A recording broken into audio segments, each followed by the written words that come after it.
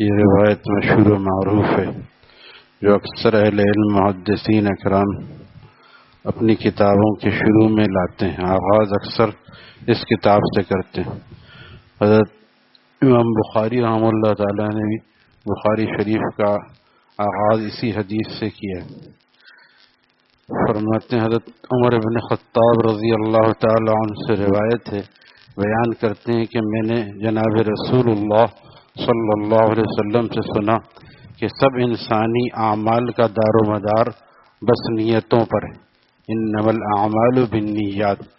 بہت سے عام لوگوں کو بھی یہ اتنی روایت یاد ہے. اس کی یہ تفصیلی روایت ہے کہ انما الاعمال بالنیات وانما لامرئ ما نوى فمن كان هجرته الى الله ورسوله فهجرته الى الله ورسوله. تو اعمال تمام ان ہمارے اعمال کا دار و مدار نیتوں پر ہے، اور آدمی کو اس کی نیت ہی کے مطابق پھل ملتا ہے. جس طرح جو بوتا ہے وہی نکلتا ہے. آم کی گٹھلی بونے سے آم ہی نکلے گا، انگور نہیں نکلے گا. نیم کی کا شجر لگائیں گے، بیج ڈالیں گے تو نیم کا ہی نکلے گا. جو آدمی بوتا ہے وہی. جیسی نیت ہوتی ہے ویسا ہی پودا اور پھل ہوتا ہے. اس کی نیت جو ہے نوات سے ہے. نیت نوات سے ہے، اور نوات کہتے ہیں گٹھلی کو. جیسی گٹھلی ہوتی ہے ویسا پھل ہوتا ہے. تو فرماتے ہیں کہ تمام انسانی اعمال کا دار و مدار بس نیتوں پر ہے، اور آدمی کو اس کی نیت کے مطابق پھل ملتا ہے. تو جس شخص نے اللہ اور رسول کی طرف ہجرت کی اور اللہ تعالی کی رضا جوئی اور اطاعت کے سوا اس کی ہجرت کا کوئی اور باعث نہ تھا، تو اس کی ہجرت در حقیقت اللہ تعالی اور اس کے رسول ہی کی طرف ہوئی، اور بے شک وہ اللہ اور رسول کا سچا مہاجر ہے، اور اس کو اس ہجرت اللہ اور رسول کا مقرر اجر ملے گا.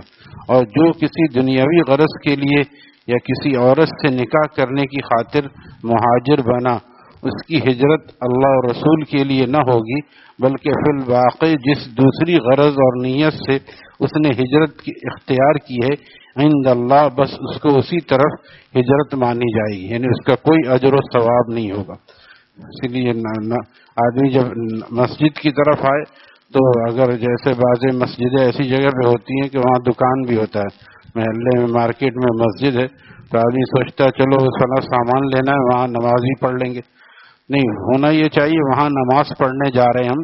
جب نماز پڑھنے جائیں گے گھر سے وضو کر کے، تو ہر قدم پر نیت نماز کی ہوگی تب ایک نیکی ملے گی، اور نیت بازار جانے کی ہوگی تو پھر مسجد جانے کا ثواب نہیں ملے گا. انہی نیتوں کو درست کرنا ہے. حدیث کا جو ترجمہ اوپر کیا گیا وہ خود مطلب خیز ہے، اور نفس مفہوم کے بیان کرنے کے لیے اور مزید حاجت نہیں، لیکن خصوصی اہمیت کا تقاضا ہے کہ اس کے مطالب اور فوائد پر کچھ لکھا جائے.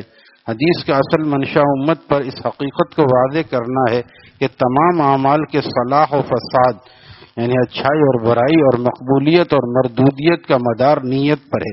یعنی عمل صالح وہی ہوگا، اور اسی کی اللہ تعالیٰ کے یہاں قدر و قیمت ہوگی جو صالح نیت سے کیا گیا ہو.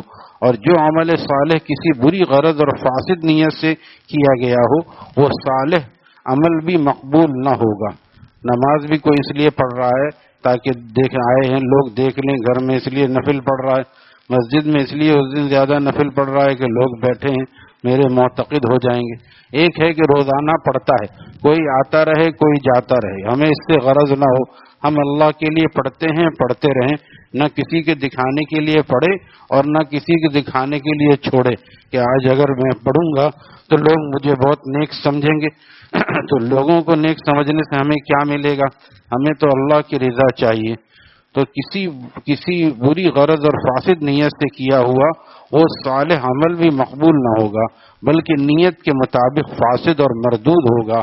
جیسے کوئی کسی کو پیسہ دے رہا ہے، ڈونیشن کر رہا ہے، لیکن اس میں تصویریں کھنچا رہا ہے، سب کے سامنے دے رہا ہے تاکہ نام و نمود بھی ہو، دے رہا ہے صدقہ و خیرات، کتنا بڑا اجر ملنا چاہیے، لیکن کیونکہ اس کی نیت دکھانے کی ہو گئی لہذا یہ سارا عمل ضائع ہو گیا اور غیر اللہ کے لیے ہو گیا.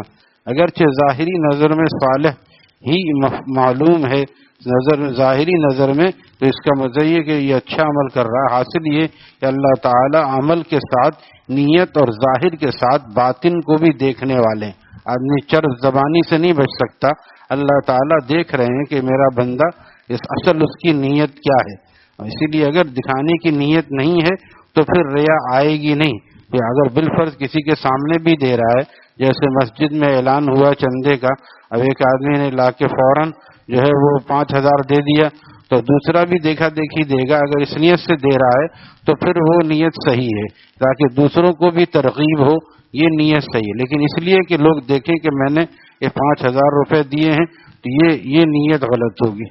تو فرمائے کہ اللہ تعالی عمل کے ساتھ نیت اور ظاہر کے ساتھ باطن کا دیکھنے والا بھی ہے. اس کے یہاں ہر عمل کی قدر و قیمت عمل کرنے والے کی نیت کے حساب سے لگائی جاتی ہے. ایک غلط فہمی، کسی کو اس سے یہ غلط فہمی نہ ہو کہ جب دار و مدار نیت ہی پر ہوا تو اگر برا کام بھی کسی اچھی نیت سے کیے جائیں تو وہ اعمال صالحہ ہو جائیں گے اور اس پر بھی ثواب ملے گا. اگر مثلا کوئی شخص اس نیت سے چوری اور ڈاکہ زنی کرے کہ جو مال اس سے حاصل ہوگا اس سے وہ غریبوں اور مسکینوں کی مدد کرے گا تو وہ ثواب کا مستحق ہوگا، تو ایسا نہیں ہے. اصل چیز یہ ہے کہ جو کام فی نفسہ برے ہیں اور جن سے اللہ اور اس کے رسول نے منع کیا ہے ان میں حسن نیت کا سوال ہی پیدا نہیں ہوتا. اس میں حسن نیت کا سوال ہی پیدا نہیں ہوتا. جیسے بہت سے لوگ داڑھی اس لیے نہیں رکھتے کہ کہیں مجھ سے بظاہر نیت اچھی ہے کہ مجھ سے اگر کوئی شریعت کے خلاف کام ہوگا تو لوگ کیا کہیں گے، مولوی ہو کے، داڑھی والا صوفی ہو کے ایسا کام کرتا ہے. تو یہ نیت بظاہر تو اچھی معلوم ہوتی ہے، لیکن اس کے اندر یہی فساد ہے کہ یہ اس کی وجہ سے گناہ کبیرہ میں مبتلا ہے. لہذا عمل کرے، اور اگر کسی کے سامنے کسی گناہ کا صدور ہو جائے تو فوراً توبہ بھی اس کے سامنے کر لے. اور میں عرض کرتا ہوں کہ اگر کوئی یہ کہے آپ سے کہ بھئی آپ داڑھی رکھ کے یہ عمل کر رہے ہیں تو آپ ان سے کہہ دیجئے کہ ہم نے داڑھی رکھی ہے، نبوت کا اعلان نہیں کیا ہے. نبی معصوم ہوتا ہے، داڑھی والا تو کیا ولی اللہ بھی. ایک تو ہم لوگ تو عام داڑھی والے ہیں، اولیاء اللہ سے بھی بعض دفعہ خطا کا صدور ہو جاتا ہے، کبائر بھی ہو سکتے ہیں. تو پھر اگر داڑھی والے سے گناہ ہو گیا تو کیا عجیب بات ہے. لیکن اس کا فائدہ یہ ہوگا کہ جب آدمی یہ سنت اختیار کرے گا تو بہت سے گناہوں سے بچنے کی توفیق ہو جائے گی. تو اس لیے فرما رہے ہیں کہ فی نفس ہی جو کام برے ہیں اس میں حسن نیت کا سوال ہی پیدا نہیں ہوتا. جیسے چوری کر کے یا ڈاکہ ڈال کے کسی کی مدد کرنا جائز نہیں ہے. تو بہرحال قبیح اور موجب غضب الہی ہیں، بلکہ ان کے ساتھ اچھی نیت کرنا اور ان پر ثواب کی امید رکھنا شاید ان کی مزید قباحت اور زیادہ برائی کا سبب باعث بنے. جیسے بہت سے لطیفہ گو اور ایسے فنکار یہ بات کہتے ہیں کہ ہم لوگ تھکے ہوئے آتے ہیں شام کو گھر سے، ہم ان کو لطیفے سناتے ہیں، اسٹیج شو کرتے ہیں، اس میں عورتیں ہیں، میوزک ہے، ہر قسم کے خرافات اور گناہ ہے. لیکن کہتے ہیں ہم یہ اس کو نیکی سمجھتے ہیں، لوگوں کا دل خوش ہو جاتا ہے. یہ صرف اپنی طرف سے نیکی سمجھنا ہے، شریعت اس پر، اسلام اس پر خوش نہیں ہے. اللہ تعالیٰ ایسی باتوں سے خوش نہیں ہوتے. اگر اس میں عورت نہیں بھی ہے، اگر اس میں میوزک نہیں بھی ہے تو اس ہنسنے ہنسانے کو پیشہ بنانا یہ بھی ناجائز.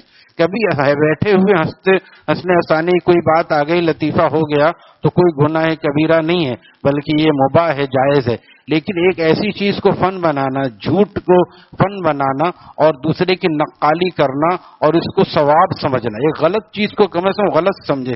یہاں تک ہے کہ کسی گلوکارہ نے انٹرویو میں کہا تھا، یہ بات اخباروں میں چھایا ہوئی ہے کہ میں تو گانا گانے سے پہلے اتنا اس کو معتبر کام سمجھتی ہوں کہ میں وضو کر کے گانا گاتی ہوں. وضو کر کے. تو ایک عالم نے، اللہ والے نے کہا کل کو کہو کہ میں وضو کر کے بدکاری کرتی ہوں تو کیا وضو کر کے بدکاری کرنے سے بدکاری حلال ہو جائے گی؟ تو یہ حالت ہو گئی کہ نیت کی وجہ سے لوگ، اسی لیے حضرت مولانا نے اس پر اس کی تشریح کر دی کہ کوئی برا عمل اچھی نیت سے اچھا نہیں ہو جائے گا. لہذا مباح کاموں میں، ہر بار میں عرض کرتا ہوں، جائز اور مباح کاموں میں اگر آدمی نیت درست کرے گا، جیسے ایک آدمی شام کو فٹ بال کھیل رہا ہے اس لیے تاکہ میری فٹنس رہے، ورزش رہے. مباح ہے فٹ بال کھیلنا، اس میں بھی چڈا نہ پہنے، اس میں بھی ایسا کوئی چیز نہ ہو کہ کوئی غیر شرعی کام نہ ہو، تصویر نہ بن رہی ہو. تو اگر وہ اس طرح کھیلتا ہے اس لیے تاکہ میں فٹ رہوں تو یہ مباح ہے اور یہ اس میں اس کو ورزش کی وجہ سے اگر وہ کرتا ہے کہ میں فٹ رہوں تو ہو سکتا ہے اس پر ثواب ملے۔ مفتی رشید احمد صاحب رحمۃ اللہ تعالیٰ فرماتے تھے کہ جن کو ڈاکٹر کہہ دے کہ صبح ان کو واکنگ کرنی ہے اور واکنگ کرنے سے جو ہے ان کی صحت اچھی رہے گی، تو ان کو صبح کو ٹہلنا اور چہل قدمی کرنا، واکنگ کرنا چاہیے، اور گھر جا کے اشراق پڑھیں تو کوئی حرج نہیں ہے، ان کو واکنگ کرنے پر بھی ثواب ملے گا، کیونکہ صحت کا خیال رکھنا بھی اللہ تعالیٰ کی طرف سے مندوب ہے، یعنی اچھی چیز ہے۔ تو کسی مباح چیز میں اچھی نیت کرنے میں کوئی حرج نہیں ہے، لیکن ناجائز چیز میں اچھی نیت کر کے اور اس کو ثواب سمجھنا اور اپنے لیے جواز کا راستہ، اس کو طریقہ ہے، اہل علم سے پوچھ لیں بھئی یہ میں کام کر رہا ہوں، میری نیت یہ ہے تو یہ صحیح ہے یا نہیں ہے، پوچھتے نہیں ہیں، اپنی طرف سے پوچھیں گے تو پتہ ہے کہ ناجائز کا فتویٰ ملے گا۔ اللہ تعالی ہمیں اس کا احساس نصیب فرمائے۔ الحمدللہ رب العالمین۔